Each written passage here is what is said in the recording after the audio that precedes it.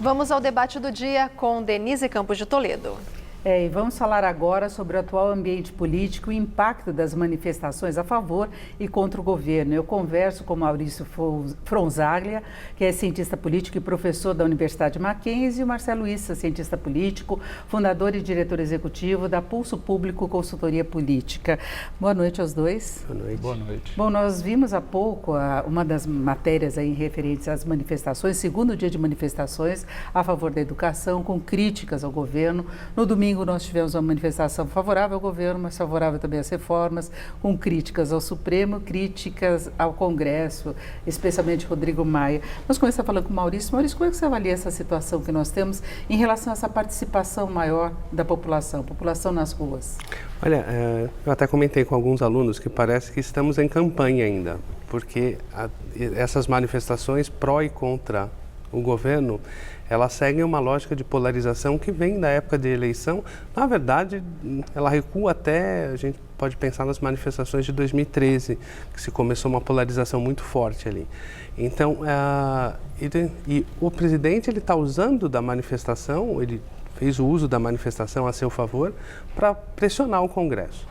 Pressionar o Congresso para agilizar a sua agenda política. É um expediente assim, que tem o seu limite, né? Porque toda vez que você chama as manifestações, você polariza cada vez mais e você está abrindo mão das negociações políticas. Agora, Marcelo, haveria necessidade mesmo de pressionar o Congresso? É curioso, né, Denise, porque manifestações a favor do governo, concordo com o Maurício, de fato, parece que vivemos um clima ainda de campanha, mas manifestações a favor do governo acho que são uma novidade. E é mais curioso ainda observar que o grande adversário, talvez no cenário internacional do presidente Bolsonaro, o presidente ditador da Venezuela, Nicolás Maduro, é quem costuma chamar manifestações a favor do governo. Manifestações a favor do governo são um traço bem típico do populismo. Esse cenário que nós temos de manifestações contra e a favor se sucedendo, por um lado, evidencia muito essa polarização, essa divisão da sociedade. Essas últimas semanas trouxeram mais clareza sobre o fato de que nós temos 1/3, mais ou menos, do eleitorado ainda apoiando o presidente, 1/3 ainda muito aguerrido nas críticas ao governo e 1/3 intermediário a respeito do qual nós conhecemos pouco. Mas a grande verdade é que as manifestações não resolvem o problema do governo, especialmente. De fato, a agenda do governo federal segue paralisada em função da falta da articulação com o Congresso Nacional. Agora, nós tivemos a reunião aí dos poderes, né, na tentativa, e pelo menos o que foi anunciado, de se fazer um pacto, né, com o Supremo. Dias Toffoli estava lá, a Câmara, o Senado, Alcolumbre e também Rodrigo Maia, e o presidente Bolsonaro, né, falaram até em formalizar. Houve críticas especialmente na área da justiça, porque em última instância é o Supremo que decide questão de constitucionalidade e muitas medidas podem chegar lá depois da decisão, mesmo a própria reforma da Previdência. Eu queria saber de vocês se esse pacto é viável, se é necessário de novo, não é? Porque a gente cobra uma negociação, uma articulação política, mas que não precisaria chegar a um pacto, né? Olha, e o pacto ele ocorre, essa reunião ocorre depois das manifestações de domingo. Então, foi uma sinalização. Então, os representantes, principalmente o Rodrigo Maia e o Jair Bolsonaro, eles amenizaram os discursos, né? Eles perceberam que era o momento de amenizar os discursos. O Marcelo colocou um ponto importante: quando você chama manifestações a favor do governo como expressão de populismo, essa é uma coisa das mais tradicionais da América Latina, né? Então, se a nova política é voltar a esse populismo, então é preciso repensar quais os caminhos que o governo quer seguir. Agora aí o Congresso correu com a agenda, tinha várias MPs, né, estavam na pauta e podiam caducar até o dia 3. Né? Então houve aí uma aceleração, muita coisa foi aprovada. Reforma administrativa que causava muita apreensão passou. Teve a questão do COAF, mas aí na última instância o próprio presidente disse que tudo bem, o COAF está com o governo. Só que essa conversa ainda não passou. A gente vê o ministro, por exemplo, Onyx Lorenzoni, defendendo que o COAF se transforme em uma agência mesmo de fiscalização. Aí como é que fica essa questão? O Congresso caminhou com a agenda, né? Como é que se faz uma avaliação no ambiente político efetivo que nós temos hoje? A questão do COAF é muito interessante porque as manifestações pediam o COAF com o ministro Sérgio Moro, pediam a aprovação da medida provisória tal como enviada pelo Congresso. E no último segundo, o próprio governo solicitou que não houvesse alteração no Senado para que a medida provisória não tivesse de retornar à Câmara, ficando, portanto, o COAF sob o Ministério da Economia. Ou seja, pediu algo e depois solicitou exatamente o contrário. Em relação a essa última semana, em que de fato a maior parte das medidas provisórias foi aprovada, mas também houve derrotas, é bom lembrar que muito provavelmente no saldo final do começo do ano para cá, até hoje, o governo acumula mais derrotas do que vitórias no Legislativo. Aprovou a medida provisória da reforma administrativa, mas não levou o COAF e perdeu ontem também.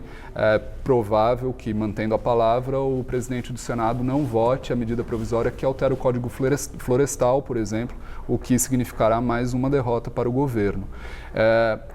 Eu entendo que, no frigir dos ovos, é importante lembrar que o próprio pacto, essa tentativa de conciliação entre os presidentes dos poderes, não é suficiente para criar uma coalizão, uma base de apoio ao presidente da República no Congresso Nacional. Em qualquer sistema presidencialista, cabe ao presidente coordenar os trabalhos legislativos, porque ele tem as ferramentas para isso.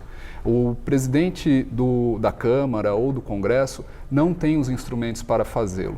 Então, do meu ponto de vista, o mais provável é que se mantenha esse cenário de muita tensão, de muito atrito, de estressamento do relacionamento entre as instituições, com algum encaminhamento nas agendas que sejam menos polêmicas, menos contraditórias, mas naquelas em que há muita controvérsia, como reforma da Previdência, reforma tributária, é difícil caminhar sem a articulação do Executivo. Mas aí eu queria colocar também a questão do Centrão, porque já se imaginava que alguns partidos, como o Partido dos Trabalhadores, fosse ficar mesmo contra a agenda do governo. Mas o Centrão tem ganhado força e com algumas manifestações contrárias a essa agenda. Sim. Veja que nós vivemos um momento único, né? A eleição do Jair Bolsonaro, ele se elege sem uma coligação de partidos. Ele começa o governo sem formalizar uma coalizão de partidos que o apoia. Então, é um governo que tem essa fragilidade quando precisa do Congresso. E você não governa sem o Congresso. São dois poderes democraticamente eleitos, né, e tão legítimos, né, um quanto o outro. Então,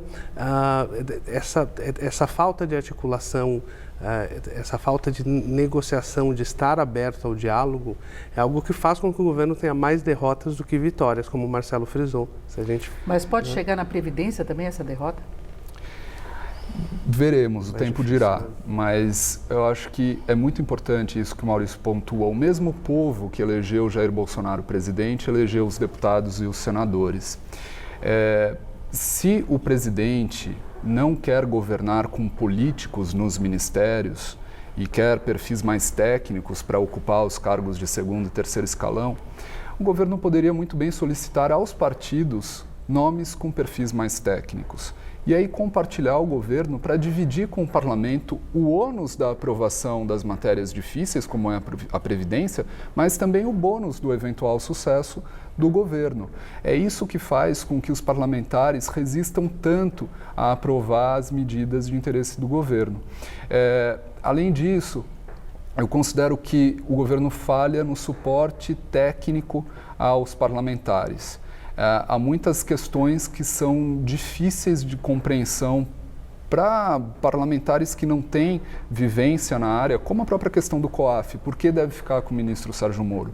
Então é importante que a articulação feita entre o Executivo e o Legislativo não seja apenas passiva. O presidente diz muitas vezes que está disposto, aberto ao diálogo, que recebe quem o procura, mas é importante que o Executivo tenha uma penetração maior no Legislativo, convencendo, buscando explicar as questões técnicas. O ex-presidente Temer só não aprovou a reforma da Previdência em função das denúncias que foram enviadas. Mas agora tem todo o esforço da equipe econômica para explicar pelo menos a reforma da Previdência, né? Mas ele fazia, o ex-presidente Temer, por exemplo, jantares no Palácio do Planalto, no Palácio da Alvorada, melhor dizendo, para explicar aos parlamentares os motivos de por que votar num determinado sentido ou no outro. E isso não tem nada a ver com corrupção, esse compartilhamento do governo. Retirar pessoas vinculadas aos partidos políticos não significa que não vá haver corrupção. Corrupção se combate com medidas de prevenção à corrupção, que são medidas de transparência, medidas de conformidade, de integridade. Ter pessoas que não são vinculadas aos partidos, mas não ser um governo transparente, não nos permite saber se vai haver mais ou menos corrupção. E aí nós temos algumas questões de atrito, como no caso da educação agora, Sim. que acabou dando força para a oposição.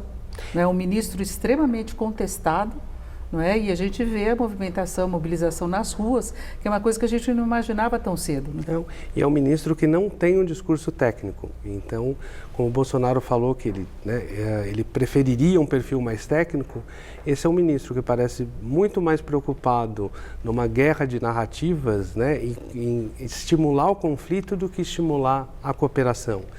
E a educação tem questões urgentes e práticas, né? A questão da alfabetização, formação dos professores, tem a questão que o ano que vem, né, vai vencer o Fundeb, esse compromisso precisa ser renovado. São questões práticas e técnicas que precisam ser colocadas, né? E a gente não vê nesses meses o Ministério da Educação caminhando, né, assim, propondo essas agendas ou tentando resolvê-las.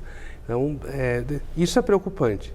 Isso é preocupante. Porque se cobra a eficiência mesmo, não é só uma questão de contingenciamento, que ocorreu também em outras áreas, né? É a questão da realidade que se tem em relação ao trabalho do Ministério. É da forma como se tem colocado esse contingenciamento, que parece uma forma mais de estimular o conflito do que de buscar uma cooperação. Governar é buscar um compromisso, né, que precisa ser renovado sempre. Não é você faz um pacto e vai até o final do governo. Agora, rapidamente, como é que vocês veem o encaminhamento do governo com esses sinais que temos até agora? Olha, eu considero que essa confusão deve permanecer. Tem ficado cada vez mais claro o movimento pendular do governo, do executivo, do presidente, no sentido de atacar e depois buscar alguma espécie de conciliação.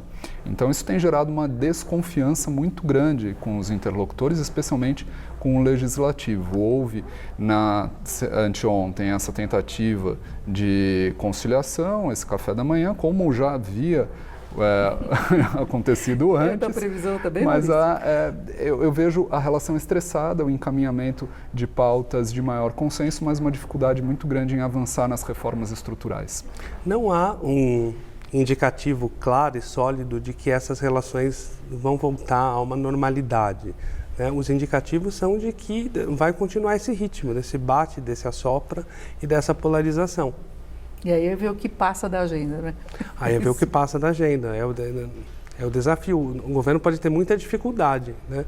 Na reforma da Previdência parece que é uma base mais articulada, mas para outras reformas... O problema é que a economia sofre, a população sofre, claro. O desemprego não abaixa e por aí vai. Eu agradeço muito a participação dos dois, o Maurício Fronzaglia, que é cientista político, professor do Mackenzie, o Marcelo Issa, que é cientista político também. Muito obrigada aos dois.